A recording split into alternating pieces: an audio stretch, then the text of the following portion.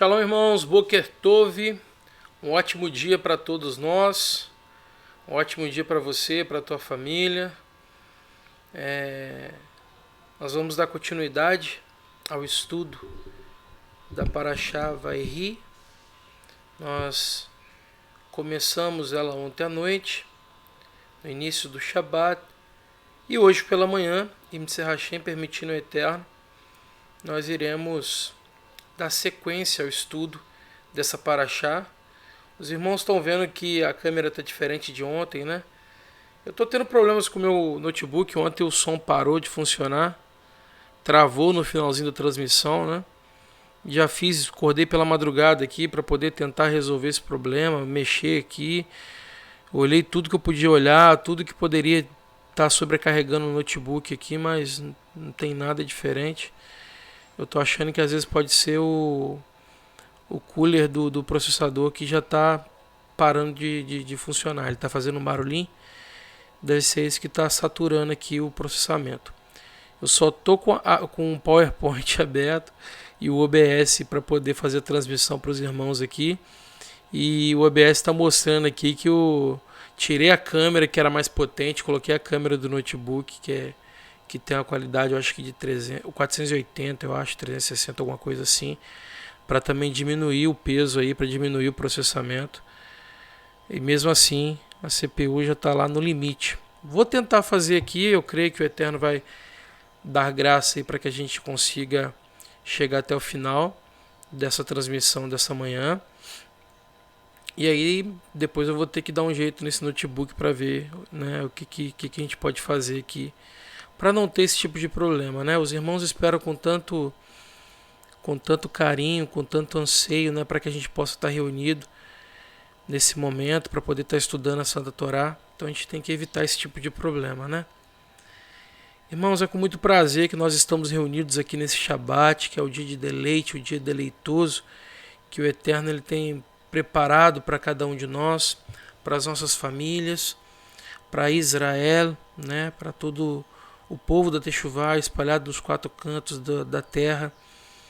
E assim como o Eterno escreveu e declara, Zahor et Yom HaShabbat lekadisho, lembra-te do dia do Shabat para santificá-lo, para santificar Kadosh, para separá-lo, para santificá-lo. Então é o que nós precisamos fazer, separar este dia santo, este dia em que o Eterno ele se apresenta a nós como Shaddai, como aquele que amamenta, como aquele que supre, como aquele que sustenta os obedientes, aqueles que obedecem a sua Santa Torá, a suas mitzvot, os seus mandamentos. Irmãos, então ontem nós terminamos, né, nós paramos o estudo de ontem à noite nesse versículo 20. E hoje nós vamos dar sequência falando a partir do verso 21, né? Pronto, foi direitinho. Que legal, que bom.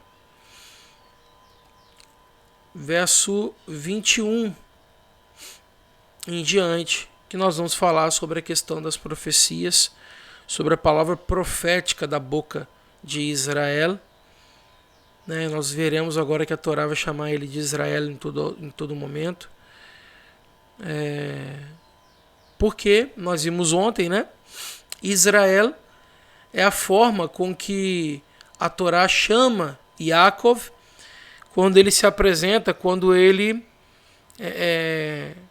controla o seu ímpeto, a sua vontade, os seus desejos naturais, e ele confia no Eterno, bendito seja o nome dele, a tal ponto de não se preocupar com as coisas que estão ao seu redor, as coisas que estão acontecendo próximo dele, porque o foco, o objetivo dele é fazer, cumprir, é ouvir, é dar atenção a Shem, é dar atenção ao Eterno.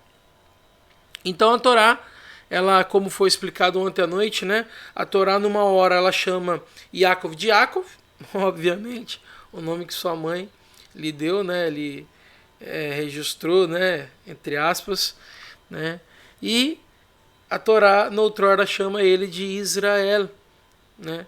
Então, nós precisamos entender esses momentos em que a Torá chama ele de Jacob e momentos que a Torá chama ele de Israel. Israel, como os irmãos entenderam, é todo momento em que Jacob ele está numa elevação de alma, numa elevação, né, sobrenatural, onde ele está completamente conectado com Hashem, com o Eterno, bendito seja o nome dele. Então, Jacob ele é chamado de Israel, porque o que está comandando as ações de Jacob neste momento são as ações movidas, impelidas, agitadas dentro dele pelo Ruach Elohim, né? pelo sopro, pelo mover do Elohim, do Eterno. Então, o versículo 21 já começa dizendo sobre Israel. Não menciona Jacob aqui. Está lá, Israel disse a Yosef: veja que estou à beira da morte, mas Elohim estará com vocês e os levará de volta à terra de os seus ancestrais. Deixa eu pegar a canetinha aqui.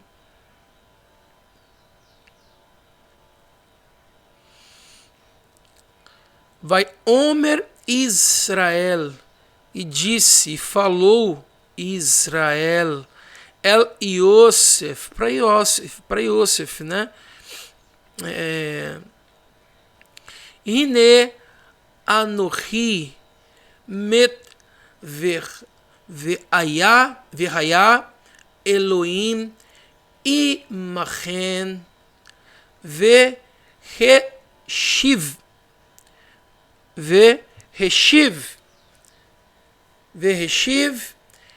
ethen el eretz avotehen.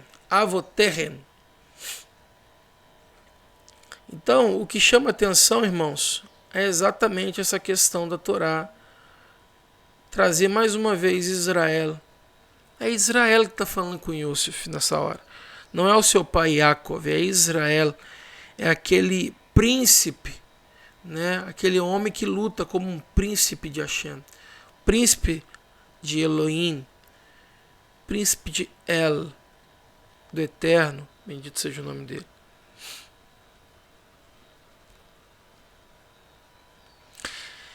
Capítulo 22.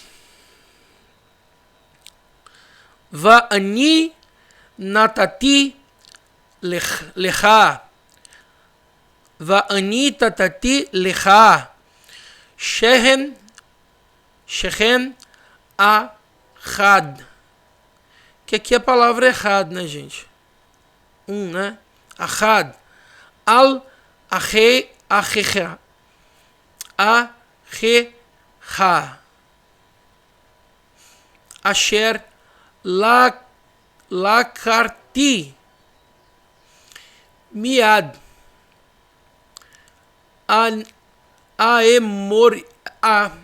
Emori. Essa parte aqui chama bastante atenção. Emori está falando aqui sobre os emoritas, né? Os emorim, os amorreus. Os amorreus. E aí é interessante ele falar que ele lutou, né, com espada. Beharbi u bekashti. O harbi u bekashti. É interessante ele falar que ele lutou, que ele tomou, na verdade, desculpa, né, da mão do Emori com espada e com arco. Isso chamou bastante atenção, isso chama bastante atenção. Espada e arco. Israel ele lutou com o Amori. Onde que está isso? Que ele tomou, né, da mão do Amori. Aonde que nós vemos essa luta, essa disputa, né, entre Yaakov e os amorreus? A verdade é que as escrituras elas vão citar o o Amori, né, o Emori, ou os amorreus, como queira chamar, porque em português ele tá traduzido aí como amorreus. A gente tem algumas passagens que vai falar sobre os amorreus nas escrituras.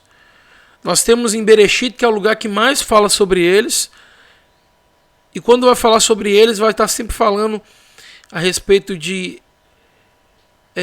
Avraham, sobre a promessa que o Eterno fez, dizendo que a terra dos amorreus, assim como também dos quenezeus, né? Que é o povo, né, originário de Caleb, que depois passou a ser príncipe de Yehudá. E aí nós temos os textos de Bereshit, capítulo 10, versículo 15, que vai falar sobre os Amori. O capítulo 14, versículo 7, capítulo 14, versículo 13, capítulo 15, versículo 8, são os textos de Bereshit que vai falar sobre o Emori, os amorreus. Aí em Josué, desculpa, eu coloquei aqui, né, mas também tem aqui, que a gente acabou de falar, né, capítulo 48, versículo 22, também menciona eles, olha eles aqui, né, acabei de circular eles aqui. Então, além desses textos que eu falei de Bereshit, né, 10, 15, 14, 7, 14, 13 e 15, 8, nós temos aqui também em Bereshit capítulo 48, versículo 21 e 22, na verdade o 22 que vai falar, né, e está no versículo 22. E nós temos depois a menção sobre o Emori, os amorreus, em Yehoshua, em Josué, capítulo 11, dos versos 1 ao 14, que aí já vai falar sobre a aniquilação deles, não apenas deles, mas também de outros inimigos de Israel, que foram aniquilados de maneira completa, plena, foram totalmente exterminados. E a última menção que nós temos sobre os Emorim, né, está lá em Amós, capítulo 2, versículo 10. Mas veja que nenhum desses versos está falando sobre uma possível luta entre Yaakov e o Emori. Mas Yaakov está dizendo que ele tomou da mão do Emori com a espada e com o arco que ele tinha. Ele tomou da mão do Emori com a espada e com o arco. Bem, isso fisicamente não aconteceu. O que a gente precisa lembrar é isso aqui, ó. Desculpa. O que a gente precisa lembrar é isso aqui. Deixa eu apagar.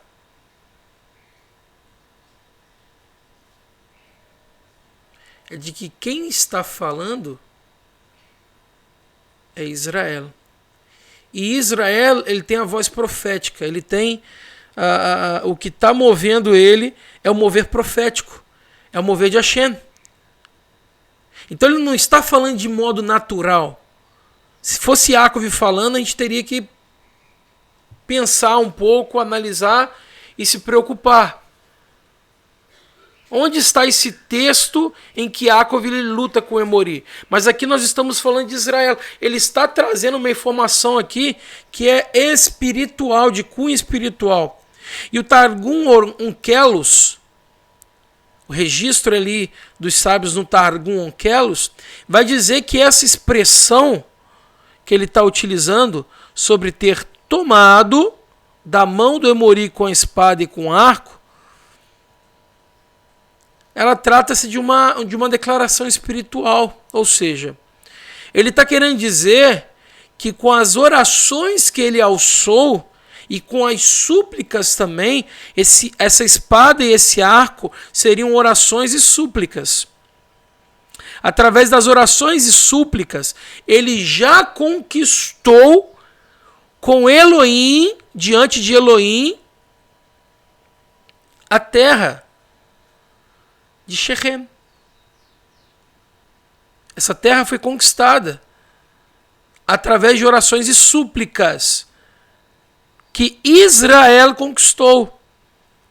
E aqui ele usa essa expressão, né? Espada e arco. E aí o Targum Onkelos ele vai trazer essa informação que é muito interessante. Veja que Israel está trazendo uma informação, uma profecia de futuro. Porque eles estavam no Mitzrayim, eles estavam no Egito. Existia a promessa do Eterno, lá atrás para Abraão, dizendo que o total de tempo que o povo seria peregrino seria mais de 400 anos, 430 anos, peregrino, até chegar em Canaã, que seria depois a posterior Eretz Israel.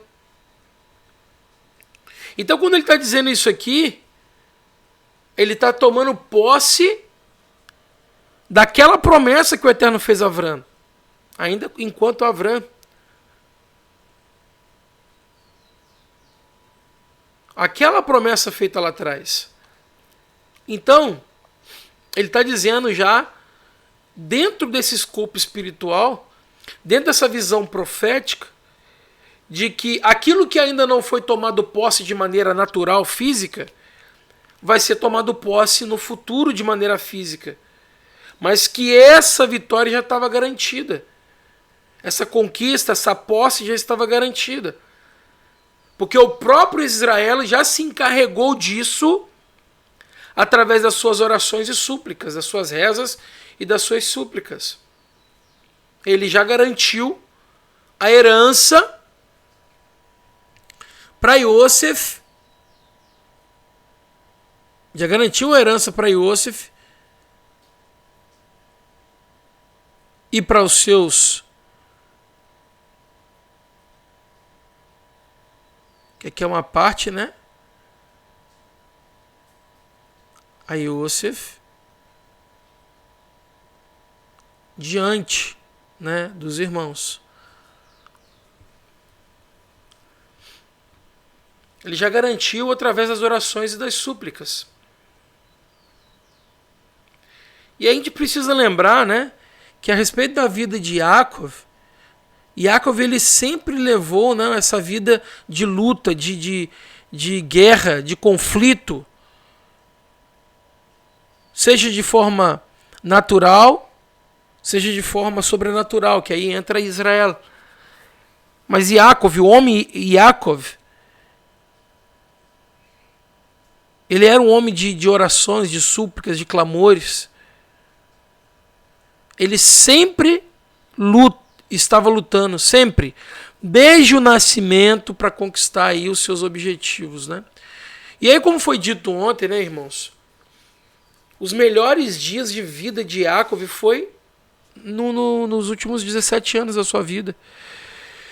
Chegou ao Mitzrayim com 130 anos, viveu 17 no Mitzrayim, faleceu aos 147. Esses 17 anos foram os melhores anos da sua vida. Os melhores. Por quê? Porque foi no Mitzrayim, no Egito, que ele descansou. Descansou por 17 anos. Literalmente. Foi no Egito que Yaakov ele pôde desfrutar de uma vida de Shabat, como expliquei ontem para os irmãos. Ao lado ali do seu filho Yosef, do seu filho Benjamim, filhos da sua amada Rahel e também dos seus demais filhos. Por que eu estou colocando dessa forma? Porque o próprio Israel, o próprio Yaakov, ele se portava dessa forma. E Yosef, Benjamim, os favoritos dele. E depois, os demais. De Reuven, Shimon e vai descendo. Então veja que esses 17 anos que ele viveu lá no Mitzrayim, ele viveu tranquilo. Não precisava trabalhar porque ele estava sendo sustentado pelo seu filho. Ele estava vivendo uma vida completamente plena de Shabat, de descanso, de refrigério. Os melhores anos da sua vida. 17. E aí, como nós fizemos ontem, né? 17. 1 mais 7, 8. que aponta exatamente para o eterno, aponta para a aliança, aponta para o Olam Rabá, aponta para as promessas feitas por Hashem através da sua Davá e através da sua Torá, que tem o mesmo valor numérico.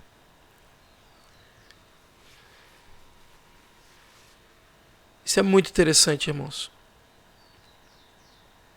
Nós precisamos, para que nós cheguemos de fato, né, a esse nível, porque viver debaixo dessa plenitude, debaixo dessa shalom, é algo extraordinário, é algo que todos nós desejamos. Viver sem preocupações, sem aflições, sem ansiedades. Mas veja a luta que Yaakov traçou, lutou, até chegar nesse ponto, irmãos. Foque nessa questão de Shechem, a gente já vai falar sobre isso daqui a pouquinho.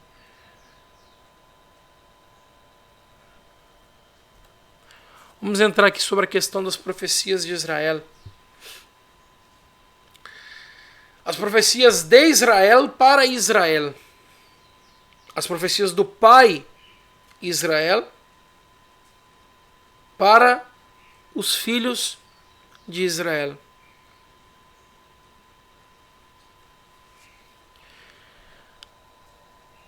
Esse momento aqui a gente vai encontrar informações que são extremamente importantes para que a gente possa conectar os acontecimentos que virão depois.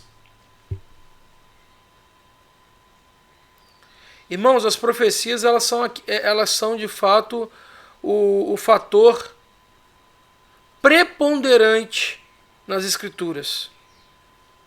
Preponderante. Nós estamos caminhando para o encerramento de Bereshit, nessa 12ª Parashá. Nós vamos falar sobre as profecias para Israel, as 12 tribos. 12 tribos na 12ª, né? Parashá. Nós vamos falar de um homem que viveu 147 anos. Israel, nós estamos falando dele, né? 147, sintetizado 12 também de novo. Veja como que é tudo profético. Como está tudo conectado nos níveis do entendimento hebraísta, da exegese hebraísta. Nós estamos lendo em Pshat, no simples, no literal, as informações. Nós estamos encontrando em outros estágios. Por exemplo, nós vimos ontem codificado em Sod, o 4º nível da exegese hebraísta, a palavra Shabbat. Sim, na codificação de 7 em 7, exatamente o 7º dia é o dia do Shabbat. Então veja como que as profecias elas estão intrinsecamente ligadas nas Escrituras, nos textos, na Santa Torá. Não foge, não perde, não está desconexo. Muito pelo contrário. Os textos são proféticos. A Torá ela é profética. Veja que antes de nós termos, por exemplo, né, o Sefer Erizaion, antes da gente ter o conhecimento do livro do Apocalipse, nós temos Bereshit. Quando nós lemos os primeiros versos de Bereshit, e nós simplesmente invertemos a posição, é como se nós estivéssemos lendo os fragmentos de Erizaion. É como se nós estivéssemos lendo o Sefer Erizaion, o livro do Apocalipse. Porque no livro do Apocalipse vai falar, né, sobre a questão da terra passar pelo fogo, das coisas serem consumidas para serem restauradas. E lá em Bereshit nós vamos ver, falando que a terra era sem forma e vazia, que existia um caos. Imagina o fogo vir na terra e consumir toda a terra para poder restaurar essa terra. Imagina o caos que isso aqui vai ser, vai estar sem forma e vazio. Então veja como que as coisas estão ligadas, e como o profeta mesmo diz, o Eterno revela o começo no fim, o fim no começo. E aqui eu estou parafraseando, por favor, me entendam. Então, as escrituras, elas são proféticas. As escrituras, elas são parte daquilo que o Eterno deseja que nós saibamos. Não é o todo, mas é parte. E toda a escritura sagrada, eu não estou falando de textos religiosos, eu não estou falando de comentários religiosos, eu não estou falando de livros religiosos, eu estou falando daquilo que está dentro da Davar Elohim, da palavra do Santo, da palavra do Eterno, bendito seja Ele. Tudo que o Eterno diz está em camadas proféticas. Tudo está em camadas proféticas. Porque o Eterno habita na eternidade. Por isso que nós o chamamos de Eterno. Certo? E na eternidade não tem o começo, meio e fim para nós de maneira cronológica. Eu não consigo voltar a quando eu era bebê. Eu tenho lembranças de quando eu era bebê, mas eu não consigo ter acesso àquilo. E ainda quando eu tenho lembranças, eu tenho fragmentos de lembrança, eu não tenho toda a informação. O Eterno não. O Eterno, ele sabe, ele conhece e ele toca todas essas partes. Espero que os irmãos consigam compreender aonde eu quero chegar. O Eterno, ele tem o domínio nas suas mãos. E o tempo não o governa como nos governa. Nós andamos sempre para frente, né? Eu ia até falar aqui sobre uma questão de um conceito dentro do paganismo sobre essa filosofia, né? Por que nós caminhamos sempre para frente e não conseguimos acessar, né, o que já passou? O que eu falei alguns minutos agora já não tem como mais acessar. E dentro do paganismo, né, da cultura greco-romana, eles têm uma informação, eles têm uma explicação para isso. Mas isso não vem ao caso, nós estamos aqui estudando a Santa Torá. Nós estamos estudando aqui o que é necessário, o que é importante para nós. Então saiba disso. Os textos da Torá, os textos do Taná, os textos do Ketuvim HaNotzrim, dos escritos nazarenos, eles têm um fundamento, eles têm um propósito para existirem. Mas principalmente Torá. Principalmente Torá. A Torá, ela é repleta de profecias, ela é repleta de informações dentro da exegese hebraísta. A Torá é ela que nos dá a base do Pshá, do Remes, do Drash e do Sod. Os 4 níveis da exegese hebraísta. A Torá ela é farta de informações proféticas. Detalhes que às vezes passam despercebidos. Até pelos sábios, pelos inteligentes, pelos doutos. Como eu falei ontem, né? Um rabino que não crê em Yeshua falando o que o Mashiach deveria fazer. Eu não estou aqui criticando de forma nenhuma, só estou trazendo um conhecimento. Quando questionado. Ah, mas como que vai descobrir, né? Se não tem nenhum fragmento genético das tribos que se perderam, como vai saber que essa tribo realmente é essa tribo? Se não existe mais esses fragmentos? Um arqueólogo perguntando com o rabino. Ele disse, mas é o papel do Mashiach. Esse é o papel do Mashiach. O Mashiach que tem que descobrir. O Mashiach que tem que reagrupar. E aí nós vamos descobrir que ele é Mashiach. Entre todos tantos aspectos, esse é um deles. Ele vai conseguir localizar quem é de qual tribo. Aí me deu um estalo. Eu falei, Yeshua falou que ele veio para isso mesmo. E aí enviou seus Talmidim para poder trabalhar isso expandir isso, trazer de volta como trabalhadores, como servos, buscar e trazer essas ovelhas perdidas de cada tribo, todas elas, através da pregação da Santa Torá. Olha que extraordinário. Que extraordinário. O Mashiach vai ser identificado, né, uma das fontes é agrupar as ovelhas perdidas através da pregação da Santa Torá. E é o que tem sido feito desde quando ele enviou os seus talmidim, dizendo para eles ir pregar o evangelho, as boas novas da Santa Torá, obviamente, dizendo, né, olha, a Santa Torá ela não tá restrita a esse grupo aqui, não. Ela não está restrita à tribo de Yehudá, não. Vá e pregue. Aqueles que aceitarem fazem parte dessas tribos perdidas. Aqueles que recusarem, fique tranquilo, tire a sandália dos teus, sacuda as sandálias, tire até a poeira que porventura esteja nela, não leve contigo e siga em frente. Essa casa rejeitou, vai para a próxima. Porque aquele de fato que faz parte da família, aquele que de fato faz parte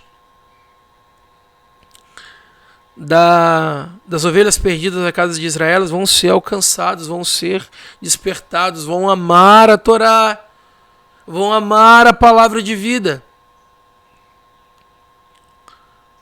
Porque revigora os ossos, é lâmpada para o meu caminho e luz para os meus pés.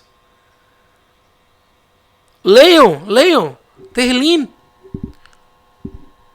Leiam o Terlim, que os irmãos vão entender como que a Torá ela é amada por aqueles que fazem parte da Beit HaElohim, da casa de Elohim, da casa do Eterno, aqueles que fazem parte dessa chamada de Elohim, Baruch Hashem. Provérbios 29:18 vai dizer que sem a visão profética o povo fica sem controle. Mas aquele que busca a Torá é feliz. Olha que extraordinário. Eu vou ler mais uma vez. Provérbios 29:18. Sem a visão profética o povo fica sem controle. Mas aquele que busca a Torá é feliz. É agraciado, é afortunado. Yeshua diz, né?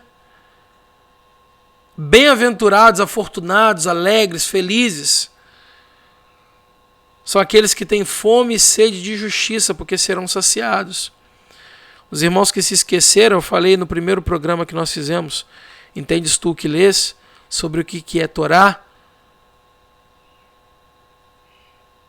E aí nós falamos sobre isso. Justiça. Justiça. Tzedek. O que é? Aplicação da Torá. Um tzadik só pode ser tzadik se ele for cumpridor da Torá. Porque ele é justo. Porque ele aplica a Torá. Não há justiça se não houver aplicação das instruções do Eterno. Bendito seja Ele. Então, sem a visão profética, o povo fica sem controle. Porque é a visão profética que nos conecta à Santa Torá. Baruch Hashem, já falei demais, vamos lá. Capítulo 49, versículo 1. E chamou Yaakov a seus filhos e disse: reúnam-se e contarei para vocês o que acontecerá com vocês nos últimos dias. Aharit Hayamim. Cadê? Ah, tá aqui. Be-Aharit Ha-Yamin.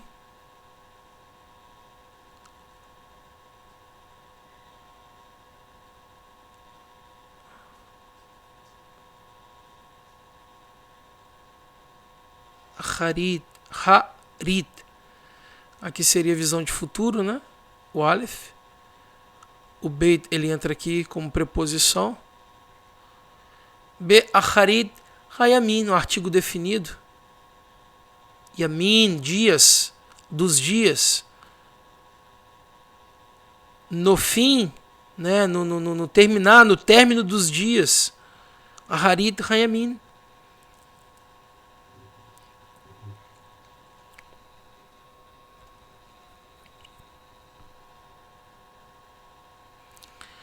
Mas por que ele reuniu todos os filhos? Vamos lá, irmãos.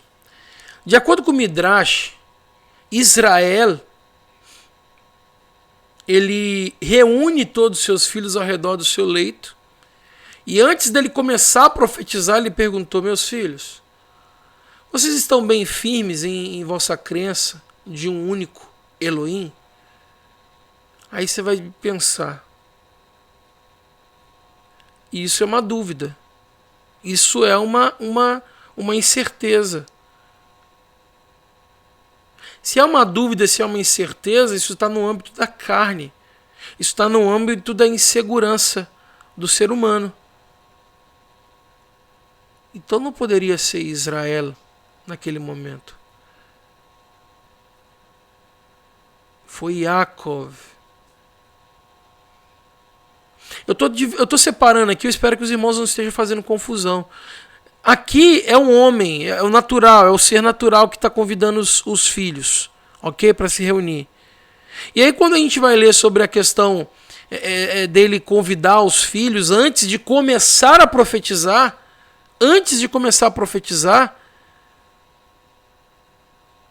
aí nós temos essa informação. Por que aqui está Yaakov e não deu sequência falando em Israel, como está no versículo anterior, né? Porque aqui está falando sobre Israel, conversando com Yosef sobre o que vai vir no futuro, sobre como ele tomou, né, a terra ali de Shechem para ele. E aí depois nós temos logo em seguida, antes da profecia, e chamou Yaakov. Muito estranho.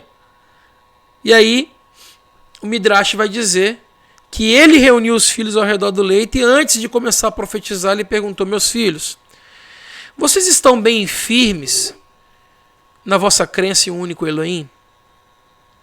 Eu estou preocupado, vocês estão firmes, eu estou aqui para morrer, eu estou à beira da morte, eu estou preocupado. Vocês estão firmes, vocês estão seguros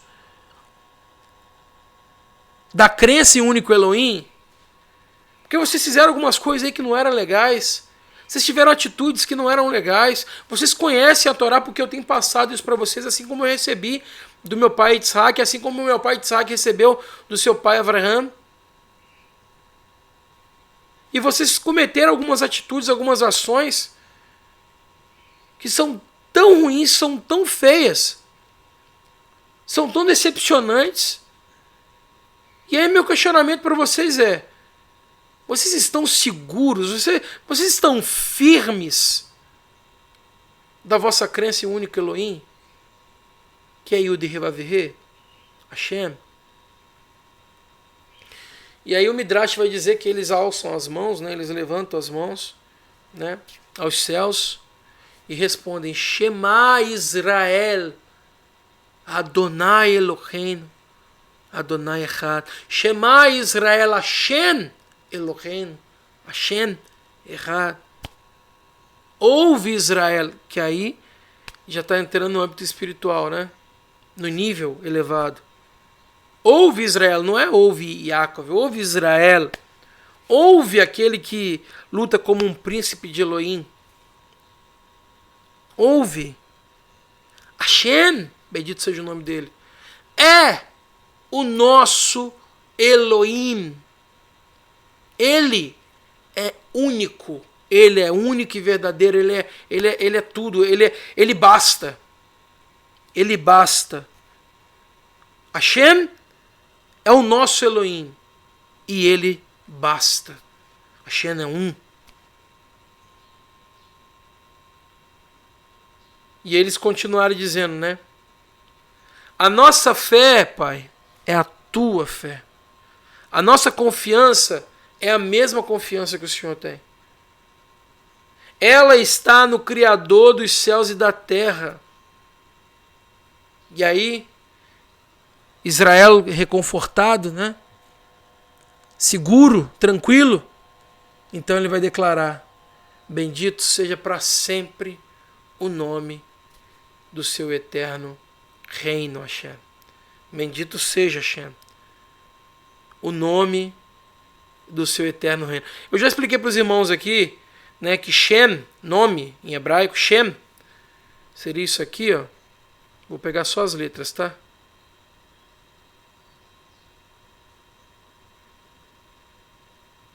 Shem, Shin, Men. Só que no caso seria o Mensufit. Seria esse aqui, ó. Esse Mensufit aqui, ó. Esse de cima aqui, ó.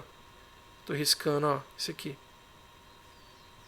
Seria o Shin e esse Mensufit aqui. Shem, nome. Ele indica fama, glória. Fama, glória. Então quando ele diz, né, bendito seja, né, Hashem, bendito seja para sempre a fama, a glória do seu eterno reino. Porque o nome indica fama, glória. Ok? Então, ainda de acordo com o Midrash, né, foi a partir daí que o Shema ele se torna aí a frase de profissão de fé dos israelitas e daqueles também que são enxertados, que são convertidos à fé abraâmica, à fé da obediência a Hashem por intermédio da sua Torá. E aí essa frase, essa entoação, né, esse cântico, né, Shema Israel Adonai Eloheinu Adonai Echad. Ou em vez de colocar Adonai, que é o de Revavirê, a gente pode entoar também como Hashem. Shema Hashem. Shema, desculpa. Israel Hashem Eloheinu Hashem Echad. Essa é a frase, né? Essa é a entoação, esse é o cântico, de acordo com o Midrash, que passou a ser, né, parte integrante, intrínseca da emuná dos hebreus, dos israelitas, e também daqueles que se enxertam, né, como convertidos à mesma emuná. E também vai dizer, dentro do Midrash, né, que essa também é a frase proferida pelos mártires israelitas, ou seja, aqueles que morreram defendendo a sua emuná, a sua fé, a sua confiança em Hashem. E aí eles declaram, né, Al Kiddush Hashem, Shema Israel Hashem Eloheinu Hashem Echad, Al Kiddush Hashem, né, para santificar o nome de quem? Do poderoso, do eterno, né? Ouve Israel Hashem, é o nosso Deus, Hashem é um, Baruch Hashem. E aí, irmãos, vamos lá. Vamos para a primeira declaração. Reuven Bekori, Reuven Bekori, Atá, Corri Vereshit, né, o primeiro, né, o início, o começo, né, aqui é a mesma coisa lá de Bereshit, só que aqui tem esse vavzinho que indica e, né, e Reshit seria de fato a palavra começo, né. Oni, Eter, Yeter, Set, Yeter, Az. Então, Reuven, Você é o início da minha força. Você é o meu primeiro. Você é o meu começo. Você é meu primogênito, o início da minha força. É o princípio do meu vigor. É o começo do meu vigor, né? Na verdade, esse primogênito está aqui, né? Em Becor, né? Becori. O meu começo, o meu princípio, o meu primogênito, na verdade, né? O primeiro filho. Pronto, primeiro filho. Só para não confundir com o Reshit aqui. Aqui vem de Becor. Primeiro filho. E aqui Reshit de começo. Porque eu peguei as duas informações e acabo confundindo. Então aqui seria, né? Becor, Becori. Meu primeiro filho. A minha força. O princípio, Reshit, do meu vigor. Abundantemente elevado e abundantemente força. Então aqui, né, a gente vai ver a Israel falando sobre o benefício, né, sobre essa maravilha que foi Reuven na vida de Yaakov, ou de Israel, no caso, né? Porque aqui agora começou a questão profética. Ou seja, ele é o primogênito, ele é a força, ele é a primícia da virilidade de Israel, ele é superior em vigor e poder, mas a gente vai ter alguns contras, que vai ser falado a seguir, que ele é instável, como a água, e ele traiu o próprio pai.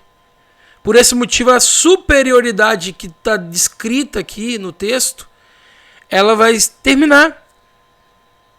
E ele não será considerado, né, os seus descendentes, a sua posteridade, a sua prole, não vai ser considerado mais como Becori, como primogênito, por conta da vergonha que ele trouxe, né, para o pai dele, para a desonra que ele trouxe para o pai dele. E aí ele não vai ser primogênito na divisão das terras, ele não vai receber herança dobrada. Aqui vai estar falando, versículo 4. Inconstante como a água não será superior, pois elevou-se na minha cama a do teu pai, então profanou meu leito em cima. Ou seja, na minha cama você profanou o meu leito. Esse é o emblema, né? Esse é o estandarte, né, de Reuven. Está aqui o nome dele, né? Reuven. Shimon e Levi são irmãos de instrumentos de violência. Aqui Israel terminou de falar sobre Reuven, sobre a vergonha que ele fez, né? Sobre o fato dele ser inconstante, o fato dele ser como as águas, né? Ter muitos altos e baixos, não ser alguém constante, não ser um líder, não ser alguém que se posiciona como mais velho. O mais velho deveria ser aquele que conduzisse os próximos, né? Porque ele é o cabeça, ele é o Becor, ele é o primeiro. Então, como Becor, ele também é Rosh, ele também é cabeça. Então ele deveria conduzir, mas não, ele não conduziu, e muito pelo contrário, ele desonrou ainda a cama do seu pai, né, com a concubina da sua esposa. E agora vai falar sobre Shimon e Levi. Interessante é que ele não fala um a um aqui. Ele une os dois para poder trazer uma informação. E aí já não traz o benefício dos dois. Ele já diz logo os contras, desses dois. Já envergonha eles de início. Vocês são irmãos de instrumentos de violência. Vocês são os planos. Os irmãos de instrumento de violência são os planos deles. Instrumentos de violência são os planos dele de quem? De Shimon e Levi. Shimon, Velevi, Achim, né, irmãos, né? Kelé, Hamas, violência, né? Mequerutechem. Esses são os planos dele. Quais são os planos dele? Violência. Na Sodoma não entrará minha alma. Na assembleia deles não se unirá minha glória. Pois em sua ira eles mataram homens e na vontade deles mutilaram gado. Amaldiçoada seja a sua ira, pois ela foi violentos e arrogantes. Por ela foram violentos e arrogantes, pois foram cruéis. Eu os dividirei em Jacove e os espalharei em Israel.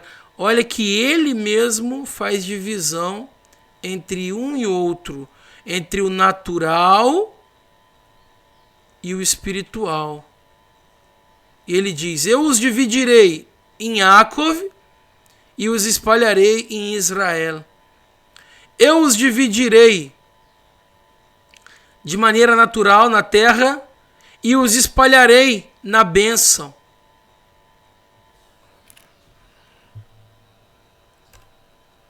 Tá aí os estandartes, né? Levi, tá aqui o que fica no peitoral, né? As pedras, as 12 tribos. E Shimon, o símbolozinho da espada, da violência, né? Aqui tá do sentido do sacerdote, né? Que ele vai conduzir as pessoas na obediência à Santa Torá. E aqui de Shimon, violência. E aí vai começar agora a falar, né?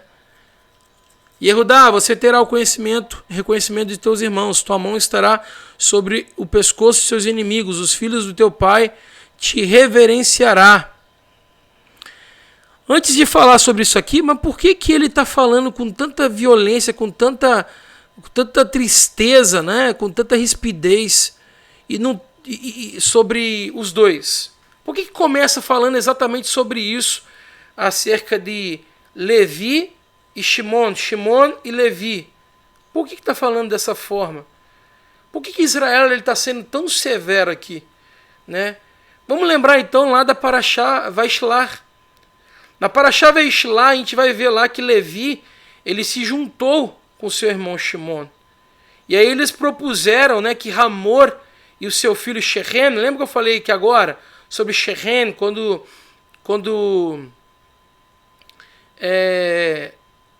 Israel vai falar que ele lutou, que ele separou a terra de Shechem para dar porção dobrada ali para Yosef. E aí nós vamos falar aqui agora sobre Shechem. Então Levi, ele juntou com seu irmão Shimon e foi lá e propôs, né, que Hamor e o seu filho Shechem. Quem é Shechem? Shechem é aquele que violentou Diná, né? E aí eles propuseram para eles o seguinte, olha, se vocês se circuncidarem, não apenas vocês, mas também todo o povo for circuncidado, né, nós traremos aqui uma proposta de fazer dessa forma. Nós seremos um só povo. E aí nós podemos compartilhar das mesmas coisas. Só que o pecado que Shechem ele cometeu ali ao violentar, né, Diná, ele foi um pecado contra a honra da família de Israel. Ele foi um pecado contra a honra de Israel. Era um pecado grande. Todo o povo Rivi, né, ou os Bnei Rivi, os filhos de Rivi, né, os Rivitas ou Riviim, eles souberam do ocorrido e ninguém se mobilizou contra Shechem. Ninguém fez nada contra Shechem, mesmo sendo o estupro, ainda naquela época, algo universalmente abominável, irmãos. Então, desde a ocorrência daquela época, né, desde a ocorrência, né, da época do Balmul, né, do dilúvio, que esse entendimento ele é universal. O estupro é algo abominável, algo desonroso. Então ele sabia disso, ele tentou corrigir o erro. Só que Shimon e Levi não estavam dispostos a liberar perdão. Não estavam dispostos a reconsiderar o pedido, porque que Shechem fez? Shechem disse, olha, eu cometi um erro, eu falhei, eu não deveria ter feito isso, mas eu quero compensar esse meu erro, eu quero tomar Diná por esposa. Eu quero Diná por esposa. Pai, vai lá. Pai, quem é o pai? Hamor. Vai lá, pai, convence lá Israel, convence Yaakov, para que eu possa tomar a filha dele, né, por esposa. E aí os irmãos, quando souberam disso, já tomaram a frente e fizeram a proposta. Não, vamos fazer o seguinte, se vocês circuncidarem, se vocês cortarem aí, né, arrancarem aí a capa do prepúcio, aí vocês vão passar a ser um de nós. Vocês vão ser circuncidados também, aí vocês vão ter os mesmos direitos, a gente pode tomar suas filhas, vocês tomem as nossas filhas. Mas na verdade a intenção deles era única e exclusivamente de vingança, de malignidade, como Yaakov acabou de dizer. Apenas isso. E aí, como o povo Rivi, eles também não se posicionaram contra Shechem, a maldição recaiu sobre eles. E aí eles não mataram apenas os dois, eles eliminaram o povo Rivi. Foram eliminados dentro dessa covardia que eles fizeram, utilizando algo que é santo a partir da proposta de Levi, utilizando um mandamento que o Eterno fez com Avraham, uma orientação que o Eterno deu para Avraham, para se separar, para ser um povo separado, um povo santo, um povo kadosh. E aí, encabeçado por Levi, ele profana esse mandamento, ele profana essa ação. E aí manda que todo o povo, os machos, obviamente, né? As mulheres não, os machos, que todo o povo fizesse a Brit Milá, a circuncisão, porque eles seriam aceitos. Ele mentiu e ele instruiu de forma errada o povo. Mas por quê? Porque ele queria vingança. E ele não matou apenas Hamor, Shechem e Hamor, né? O pai, o filho e o pai. O filho que cometeu a transgressão, o pai que acobertou, mas ele também, eles dois, né? Os dois, com sangue nos olhos, como diz o ditado popular, né? Foram atrás de todo o povo, e o povo que acobertou essa abominação foi morto. Porque na verdade é sempre assim, né, irmãos? O povo que age por cumplicidade, né, a crimes e atrocidades, ele sempre recebe a mesma pena que o transgressor ele deveria receber sozinho. Porque o cúmplice, ele está endossando o crime. Ele está endossando a abominação. Então por isso que eles receberam essa paga. Às vezes a pessoa acha, né, que se esquivar de exigir e cobrar a justiça, ela só vai...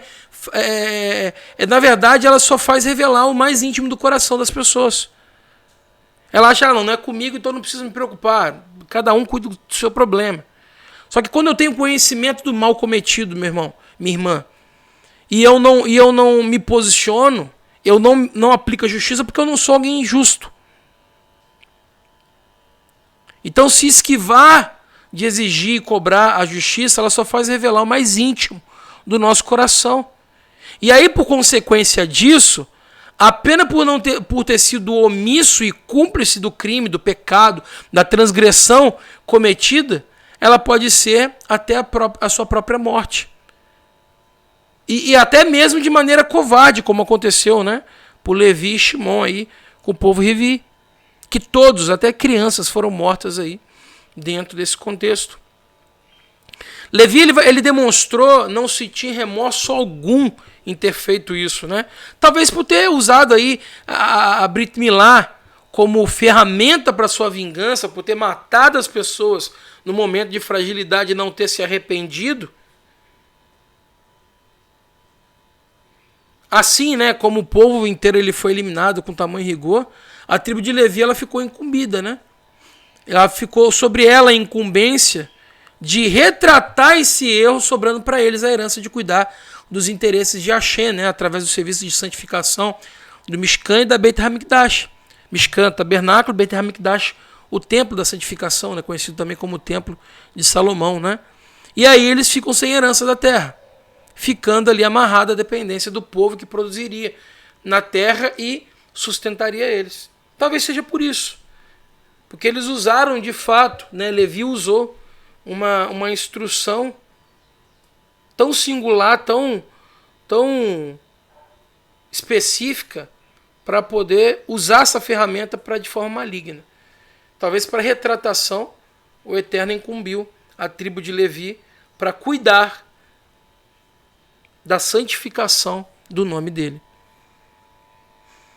Yaakov, ele não vai citar nada de prós, né, somente contras, né, por causa da violência, da perversidade, né, deles serem tão sanguinários e implacáveis, de fato, né, sem dúvida.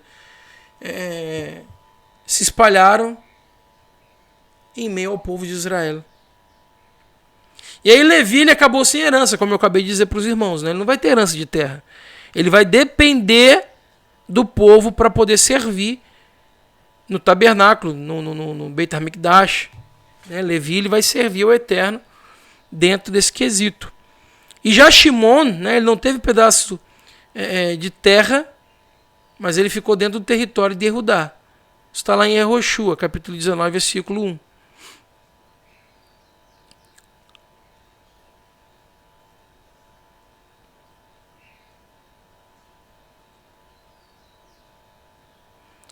Aí vamos lá. Vamos falar de Yehudá agora.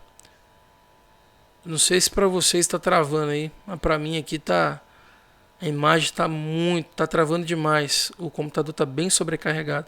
Eu espero que para vocês aí não esteja tendo problema nem de áudio e nem da câmera. Tampouco dos slides, né? Vamos lá, pessoal. Yehudá, você terá o reconhecimento de teus irmãos. Tua mão estará sobre o pescoço de seus inimigos e os filhos do teu pai te reverenciará.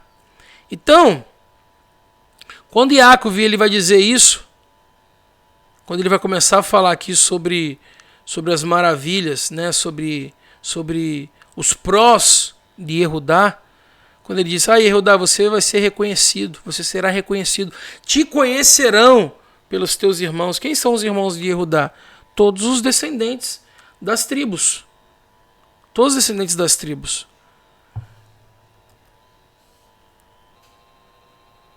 Então, irmãos, a gente vê aqui essa palavra, né, essa forma com que Israel tá se posicionando diante de Yehudá.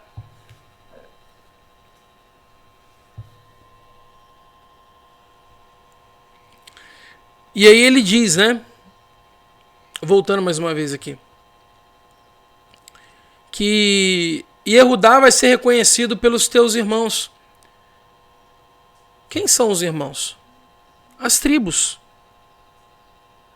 Nós estamos vendo, como nós falamos aqui na prédica, né, no início aqui da introdução do estudo, nós estamos falando, gente, de Yehudá, mas não é Yehudá, a pessoa Yehudá,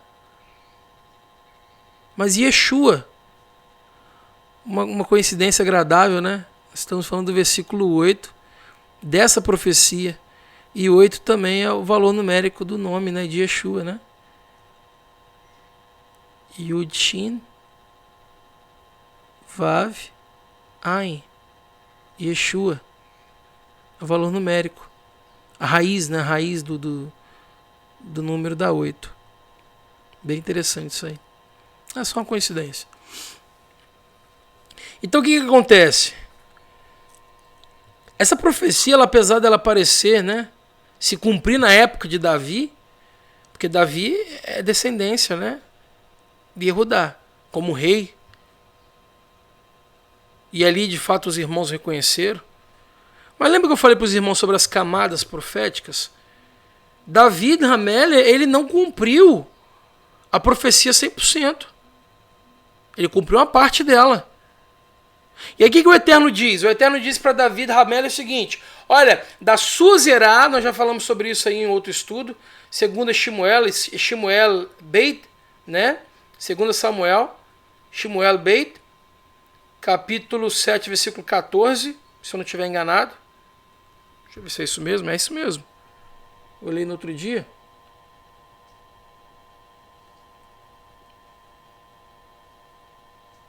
Vamos lá. Shmuel Beit 7, do 12 ao 14. Vai falar sobre isso. Sobre a profecia daquele que virá da semente de Davi Hamelech.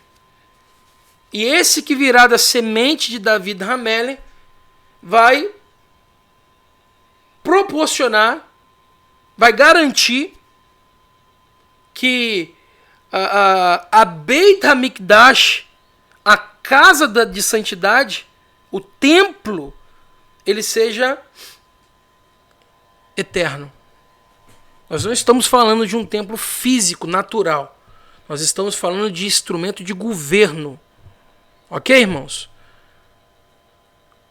Porque o natural pode ser derribado, pode ser destruído, pode ir para o chão.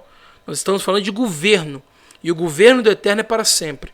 Aqui está falando de governo. Ok? Então aqui está focando no Mashiach. Aí está lá, a tua mão estará sobre o pescoço dos teus inimigos.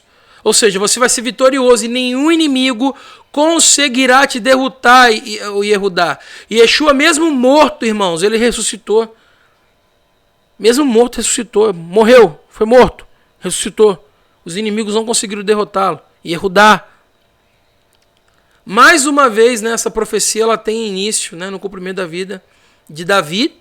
De fato, Davi, ele não foi derrotado, seus inimigos não prevaleceram contra ele, morreu mesmo de velhice, né, quando ele consegue inúmeras vitórias sobre os inimigos de Israel, e eles passam agora, né, a servirem ao povo de Israel.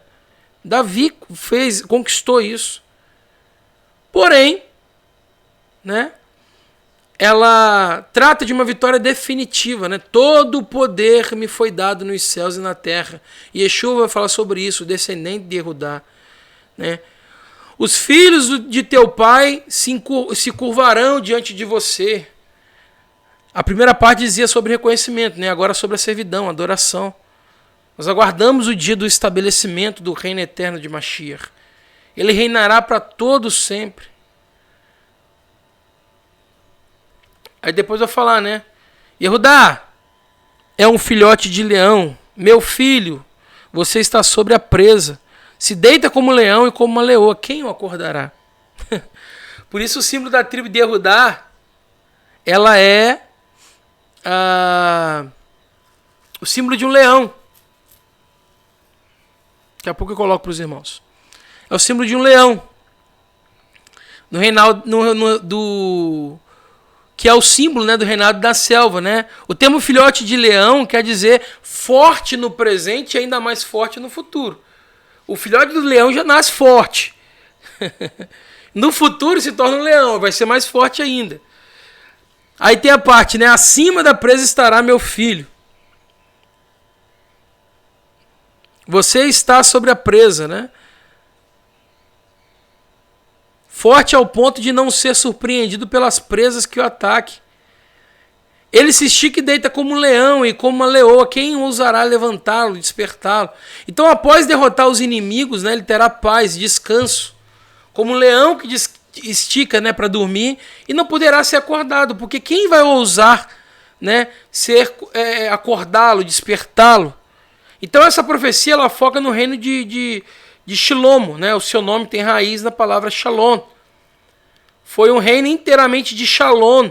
Por quê? Porque Davi Hamelech, ele derrotou todos os inimigos. E Shalom, paz, plenitude de paz, governou agora já dentro de uma conquista que o pai proporcionou, Davi Hamelech. Então nós vemos que Yeshua ben Davi, ele virá após, né, esse primeiro momento, como se fosse Yeshua ben Yosef, né, um momento de gestão, um momento de estar ali como alguém pacífico. E agora, alguém político, alguém pacífico, alguém que... Ô Kefa, ô Pedro, você não, calma, relaxa, não se mete não. Não levanta, não tira a espada não. Pra que você cortou a orelha de Malco? Não precisava disso, calma, relaxa. Isso é necessário acontecer. Eu preciso ser entregue, eu preciso morrer, eu preciso, né, verter aqui o meu sangue como uma capará, uma cobertura. É necessário que isso aconteça. É necessário que esse corpo ele seja morto, para que eu seja a primícia daqueles que dormem a ressurgir, a levantar. E esse é o motivo pelo qual os seguidores de Mashiach, de Yeshua, eles eram perseguidos. Por conta da crença na ressurreição dos mortos, do clã Hamitim. E aí, essa é mais uma alusão ao reino do Mashiach. Não será removida a tribo, ou seja, a vara, o cetro, o poder, a autoridade de Judá entre os seus pés, até que venha Shiloh, ou seja, até que venha o reino do Mashiach. Não será retirado. E para ele obedecerão os povos. Amarrará seu jumento na sua videira, e para a sua vinha o jumentinho lavará no vinho. O jumentinho lavará no vinho sua roupa, e no sangue de uvas uma vestimenta, sua vestimenta. Mais escuros são os seus olhos do que vinho, mais brancos os seus dentes do que leite. Baruch Hashem. Está falando aqui, irmão, sobre o reino de Mashiach ainda. Toda profecia sobre Yehudá está falando sobre Mashiach. Toda ela. Toda ela. Baruch Hashem.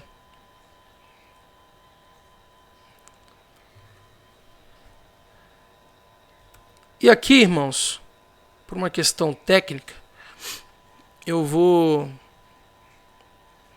encerrar essa parte às 15 horas. 15 não, às 15h30 talvez. Eu vou informar aí, vai ser informado pelo YouTube. Eu tô com alguns probleminhas técnicos aqui, então eu vou tentar resolvê-los aqui para a gente poder voltar tranquilo e continuar o estudo. Eu até concluo aqui sobre Yehudá, tá bom? Mas eu vou encerrar aqui, porque senão a gente vai acabar tendo problemas. Tá bom, pessoal? Eu vou recitar Bikat Kohanim. Não vou nem colocar a tela aqui, não. Porque ele tá travando. Pode ser que pare igual ontem, pare o áudio. Então aí eu vou tá com um ou outro aqui, os irmãos não vão me ouvir ou não vão conseguir ver. Então eu já vou recitar aqui mesmo. E aí a gente encerra o estudo desta manhã. Tá bom? Vamos recitar então a Birkat Kohanim e damos encerramento então nessa parte da manhã.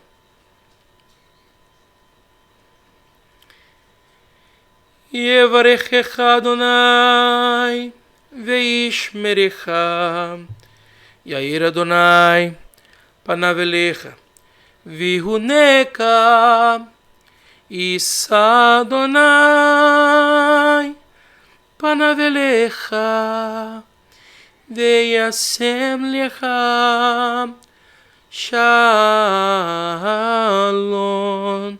Bishan Yeshua HaMashiach Elohim Melech Edneman. Que o Eterno te abençoe e te guarde, que o Eterno resplandeça o rosto dele sobre ti e tenha misericórdia de ti, que o Eterno sobre ti estabeleça sua presença e lhe conceda shalom, a plenitude de paz que excede todo entendimento, pelos méritos de Yeshua, nosso Messias, pois Elohim, o nosso Deus, é Rei fiel. Amém? Que o Eterno te abençoe. Até logo mais. Bishan Yeshua HaMashiach Imtze Hashem.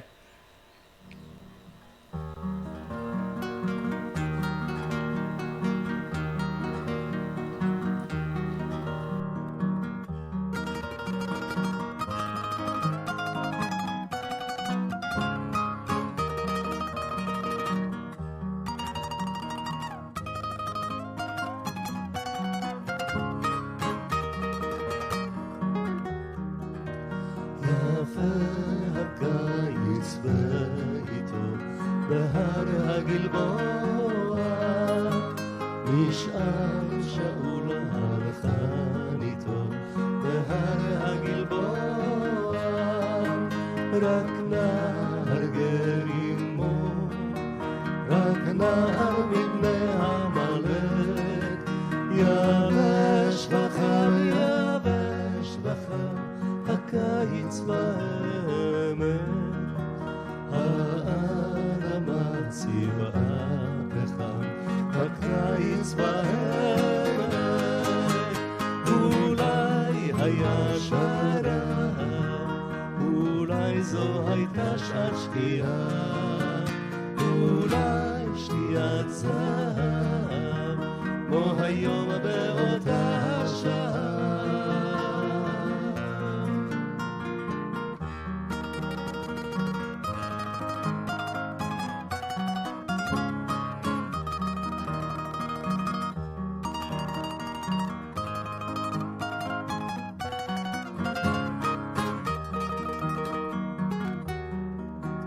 נפרס הזקלק בהר הגלבוע,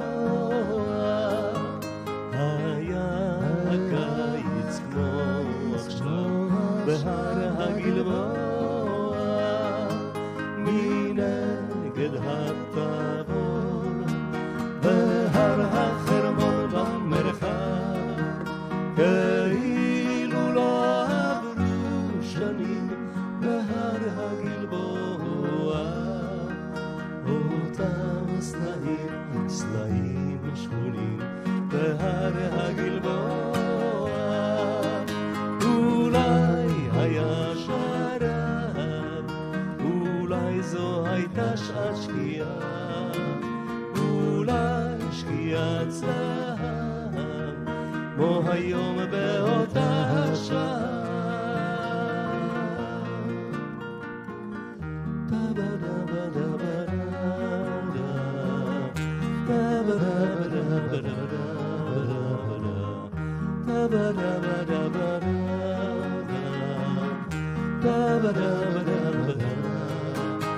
אולי היה שרב, אולי זו הייתה שעת שקיעה, אולי שקיעת זהב, כמו היום באותה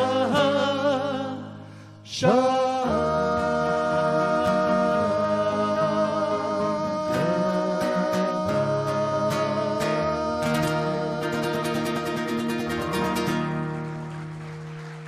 תודה רבה.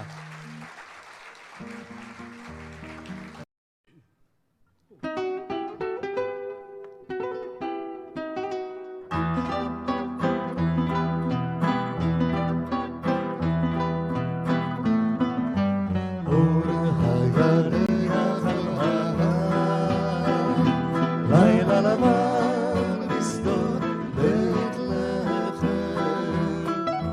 כאן בילל בכל משפט, הנבנה אדרי ללכת, אך לנשר ולעין, אין לי שם ואין לי בית, איכה לילי, ילל ילל חלילי, עד הלב הוסיף ללכת, אם תרמי לאלוהים על שכם, איכה לילי, ילל ילל חלילי.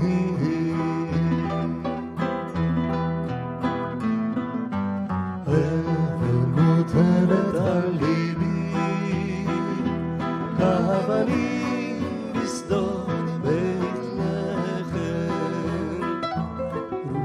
רוח עובר בעשבים, הנבנה אדרי ללכת,